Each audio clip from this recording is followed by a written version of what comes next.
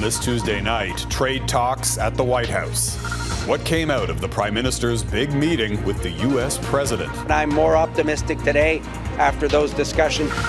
Israel honors the victims of October 7th. She's my heart, and they took it from me. 2 years on, the push to free the remaining hostages. Marineland's plea for public funding to save 30 beluga whales. The government's response. Bucks for a ballot. Why some Newfoundlanders will have to pay to vote in next week's election. I don't think any of this feels fair. Plus, hard foul. That would be a real loss. Why the U.S. could score some priceless Canadian basketball artifacts. Global National with Donna Friesen. Reporting tonight, Jeff Semple.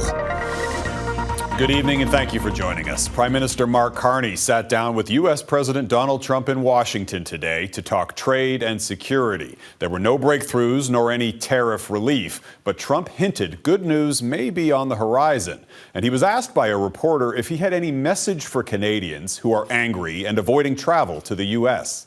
Look, I understand, and Americans don't want to buy cars that are made in Canada. You know, I mean, we have the same conflict. So there isn't. It's something that will get worked out. There's still great love between the two countries, but you'll find out. But I think the people of Canada, they will love us again. Now, Trump didn't explain why he thinks Canadians will soon be feeling the love, but said he was hopeful they could reach a new trade deal that both countries will be happy with. Global's Mackenzie Gray is traveling with the Prime Minister tonight. Mackenzie. While there were no concrete conclusions, Jeff, there were plenty of compliments and kindness between Mark Carney and Donald Trump. He could represent me anytime. I will tell you, I'm not saying that because no, he is a very strong, very good leader.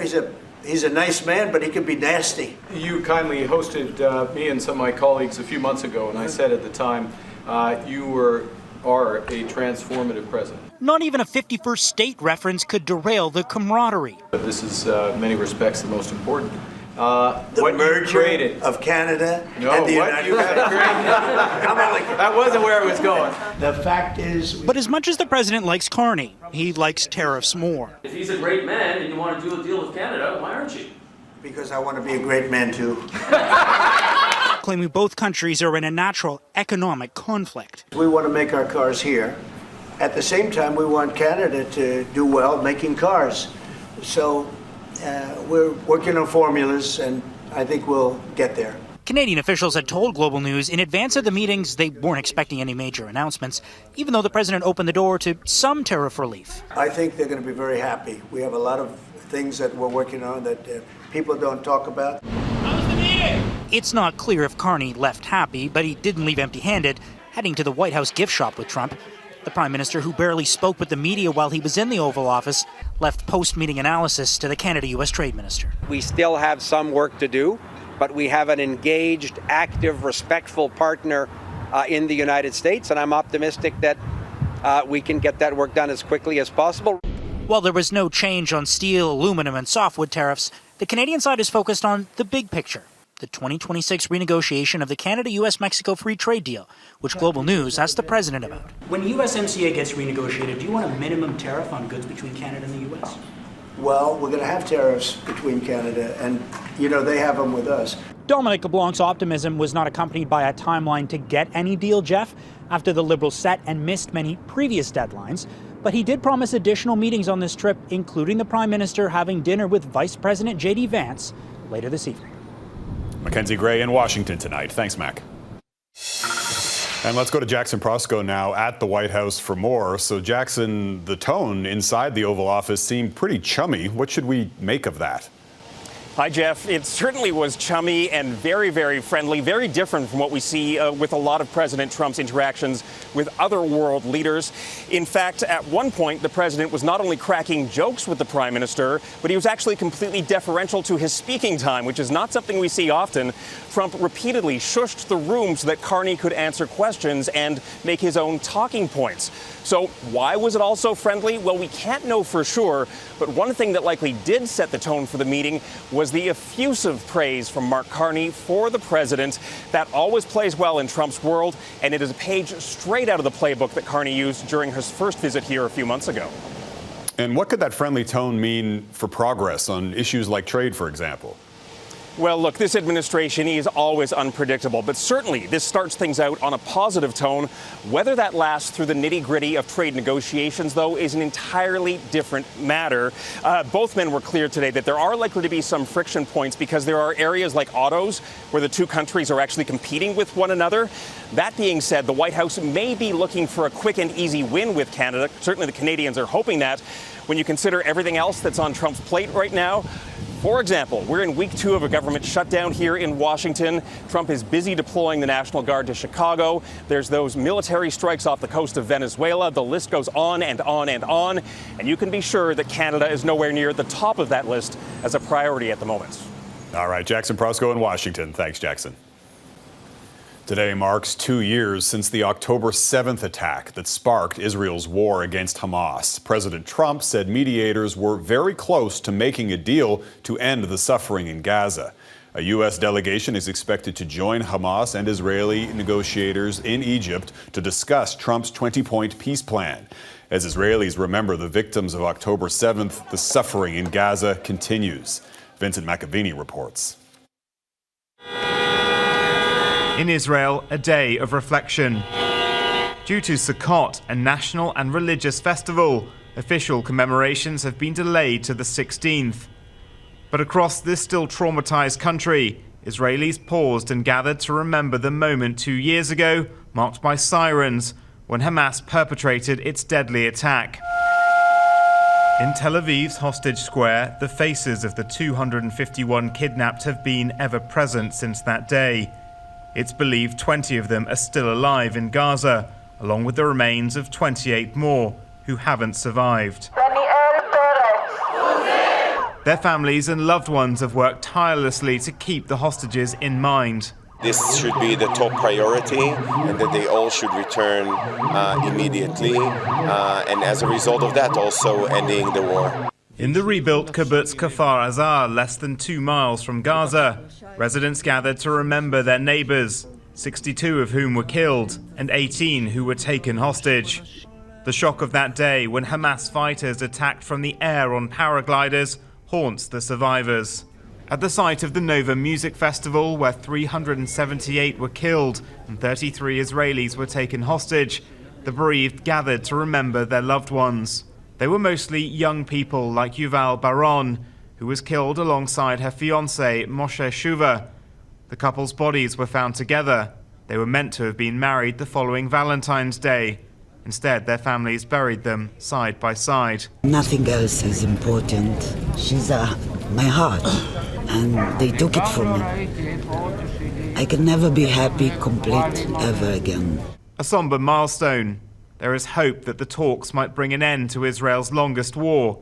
Today, it's silence many Israelis needed for their own healing. Vincent McAviney, Global News, London. I don't have a grave here to go to and visit and talk to her. Community members in Toronto also gathered to mark the somber anniversary and honor the lives lost, including 8 Canadians killed by Hamas. At a local park, which is home to a memorial for Holocaust survivors, they've now placed a new bench in honor of Mayan Shavit's cousin, 40-year-old Carmel Gat, who was killed in captivity after being taken hostage by Hamas. 2 of the leading figures in the so-called Freedom Convoy have been given conditional sentences and will avoid any more jail time. Tamara Leach and Chris Barber were sentenced to 12 months house arrest, followed by 6 months with a 10 p.m. curfew. Both were found guilty of mischief for their roles in the protests against COVID-19 public health measures that gridlocked downtown Ottawa for weeks back in 2022. The pair must also complete 100 hours of community service. The federal government is refusing to bail out a struggling theme park in Ontario. Marineland is threatening to euthanize 30 beluga whales if it doesn't receive emergency funding by today. The fisheries minister says it's not the government's responsibility to cover the park's expenses, but Marineland says it's out of options. Eric Sorensen reports on the debate and the fate of the whales. 30 beluga whales in Niagara Falls, Ontario are captive to a 3-way standoff between Marineland, the Ontario government, and the federal government. Marineland is no longer operating and wanted to ship the whales to a park in China.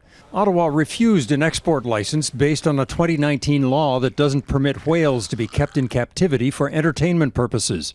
Marineland then told Ottawa it needed financial assistance or the whales would have to be euthanized. The federal minister, Joanne Thompson, responded with a blistering letter stating the fact that Marineland has not planned for a viable alternative despite raising these whales in captivity for many years does not place the onus on the Canadian government to cover your expenses. Frankly, Marineland is responsible for the care of the belugas. They've been in their care for quite some time, and really the province of Ontario has a role here to ensure that the belugas are well maintained and cared for. The province does have jurisdiction for animal welfare, but Ontario Premier Doug Ford says Ottawa allowed the belugas into the country and should take charge of what happens to them now. It was the federal government that allowed them to bring these whales here. It should be the federal government that allows them to move them to China or other marine areas. One animal welfare group praised Ottawa for denying the export permit and called on the province to ensure the belugas are cared for. On Tuesday, a spokesperson for Marineland sent this statement. Marineland is actively working with the provincial government to find a suitable solution that ensures the health and well-being for our 30 beluga whales. Feeding and caring for the whales costs a reported $2 million a month, and for now, there is no other place to send them. Eric Sorensen, Global News, Toronto. A political battle is brewing between the premiers of British Columbia and Alberta over pipelines. Daniel Smith is blasting David Eby's dismissal of her government's pipeline push, accusing Eby of being un-Canadian. Smith says the project could bring billions to the economy and wants the federal government to fast-track the plans. Eby is vowing to push back. As Heather Yerkes West reports, the debate is putting Prime Minister Mark Carney in a tight spot. I can tell you that we are hoping to have some kind of agreement with the Prime Minister by Grey Cup. The Alberta Premier in Ottawa striking an optimistic tone after a meeting with Mark Carney Monday to discuss energy policy and what she's termed 9 bad laws, including an emission cap for the oil and gas industry and an oil tanker ban off the North BC coast. We need infrastructure at the end of the day. We need a pipeline getting us to Tidewater, and there's regulations that are in place right now that's actually handcuffing us in doing so. But just as Alberta and the oil and gas industry appear to be finding an ally in the federal government, from the West, the BC Premier is promising to become a major political foe, posting online Monday his intention to stand up against a potential bitumen pipeline to the BC coast. The non-existent Alberta pipeline project would put tens of billions of dollars in real BC projects and jobs at risk. I think Premier Eby's comments are un-Canadian and they're unconstitutional. To which Eby Tuesday fired back. It's not the Danielle Smith show, it's the Canadian team. This is not the first time premiers of the 2 western provinces have sparred over pipelines. First, Christy Clark and Alison Redford went toe-to-toe over the Northern Gateway more than a decade ago. A few years later, it was John Horgan versus Rachel Notley over the Trans Mountain Pipeline expansion. Now it's Eby versus Smith. The BC-Alberta fight card so enduring because of its potential payoff at the polls. Cooperation is always good, but fighting can be politically advantageous as well. Ultimately, the federal government will have the final say, putting the Prime Minister in a tricky position. We've seen Justin Trudeau, in some cases, basically side with the BC government over Northern Gateway and then side with the Alberta government over Trans Mountain. Now, with the new Prime Minister, the question is, who will Ottawa side with this time? Heather Yerkes West, Global News, Calgary. A building collapses in Madrid. Coming up, the scramble to find survivors.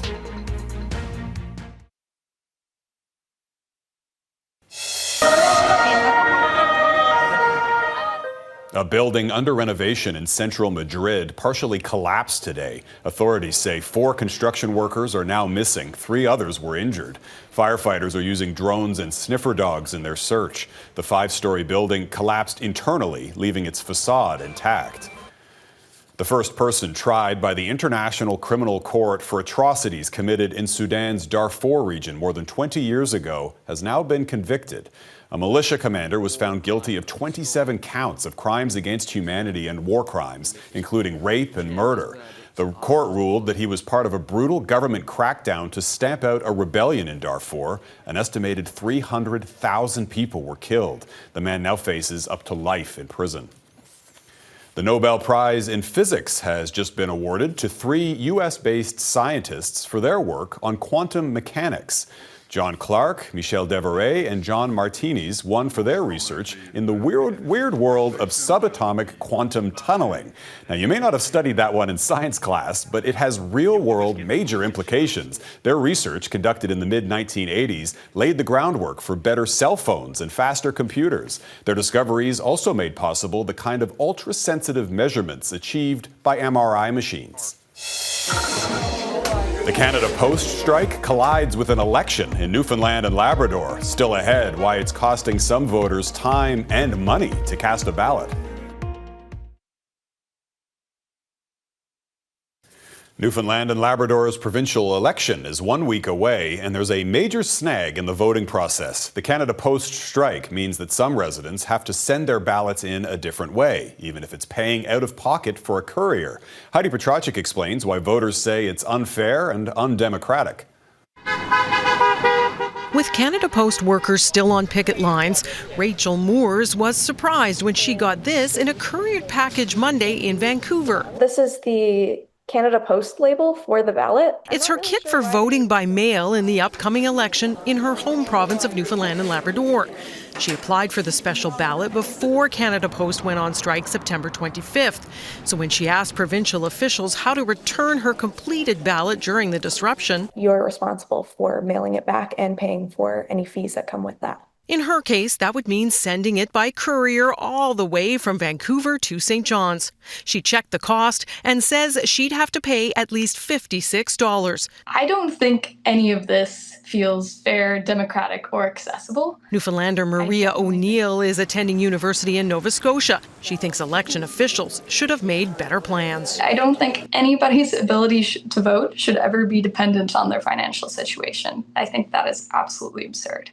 The deadline for out-of-province voters to get their ballots into the elections NL headquarters in St. John's is this Saturday at 4 p.m. local time, which means unless this Canada Post dispute ends very soon, options are limited. They've suggested maybe finding other people in the same situation. St. John's resident Daniel Fuchs, studying in Montreal, says officials told him he could give his ballot to anyone traveling to the province to drop it off for him. That's if he gets it. There was no tracking on it, apparently. Legislation is needed to be introduced by the federal government to prevent Canada Post strikes from interrupting the democratic process. Something government is unlikely to do. Decisions on what's deemed essential mail are typically up to the corporation and the union. No one from Elections NL would answer whether it's looking at reimbursing mail-in voters. Heidi Petracek, Global News, Halifax. Prized possessions. Up next, the pieces of Canadian basketball history now facing an uncertain future.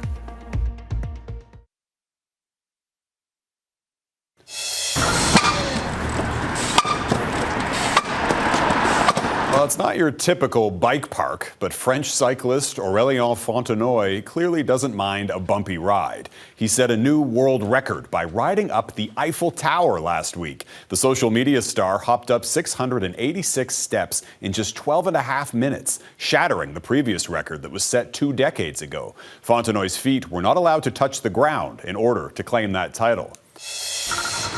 The New York Yankees are hoping their hometown crowd can help turn the tide on their series with the Jays. After 2 dominant performances in Toronto over the weekend, the boys in blue are in New York looking for the sweep in the best-of-5 series. A win tonight would mark the team's first playoff series victory in nearly a decade. A New York win would force a Game 4 tomorrow. Well, turning from baseball to basketball now, and a fight to preserve a piece of Canadian sports history. The small Ontario town of Almonte, just west of Ottawa, is home to a collection of priceless basketball artifacts. The inventor of basketball, Dr. James Naismith, was born in Almonte, and the museum features many items from his life. But that community is now sounding the alarm, worried their prized Canadian collection could soon be shipped south of the border. Basketball's origin story begins here in the tiny Ontario community of Almont, where the sport's inventor was born in 1861. Dr. James Naismith's image is everywhere. Kids attend his namesake school. Their parents drink at the Naismith pub. And for hoop history buffs, this is the main attraction. Right here is definitely one of the highlights. The Naismith Museum collection, home to one of his original basketballs. But these pieces of history now face an uncertain future. We've not been able to find sustainable funding that can sustain the museum. Just in here, right? Yep. The museum sits within a conservation area where Naismith spent much of his childhood, and the property is managed by an Ontario Conservation Authority. Thank you. But museums now fall outside the agency's mandate.